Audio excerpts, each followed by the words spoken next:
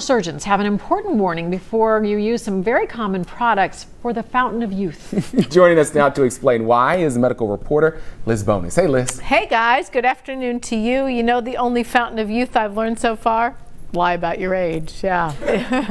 It is considering Botox, things like that, those things we think of as the fountain of youth, maybe other fillers. That's what they're talking about today. So if you want to look good or feel better, there is a word of caution about many of these injectable products and just who is injecting them and why that might really matter. Dr. Jon Mendelsohn of the Advanced Cosmetic Surgery and Laser Center says the industry does require training. His team all gets that, but it doesn't mean that everyone gets it or everyone who does get it has a full understanding of proper delivery of these substances. Especially when they're not injected properly, there are really big consequences. There is one pretty serious consequence of having an injector who doesn't know the anatomy, and that is that there's a labial artery, a lip artery that enters through the oral commissure between our upper and lower lip.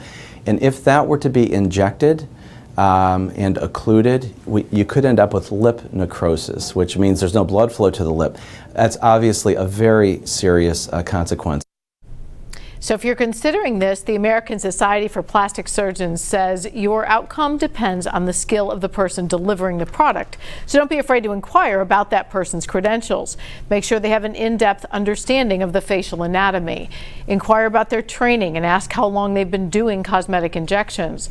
Also, if you want to be sure your doctor is a licensed vendor from the company that makes the injectable, some of the manufacturers' websites have a section to do a zip code search. And if you put in your zip code, it'll pop up the people that say these people are credentialed, we know they're trained, that's the person to go and see. And I think sometimes we shop on price. You just have to be careful about doing that. Everybody loves the deal. Well, and as we're seeing more of this, I don't know if you've seen, like some of the hair salons now will say, we offer Botox. And you may not know who's giving that. I want a double dip where you get your hair done, you get your Botox done. A lot of places sounds do it. good. And you know, there may be qualified people that come in once a week and do that. Just check it out before you go do that. It's really, really important. I've seen those, the shows, the news shows that scare you, you know, they what do you call them? Yeah. You know, they say when plastic goes bad. Yeah. You know what I I'm can't think of the talking name, I but I know didn't what even you're pop any up. You can search the internet and find all kinds of horror stories. I chose not to use those, just the word is out there. All right.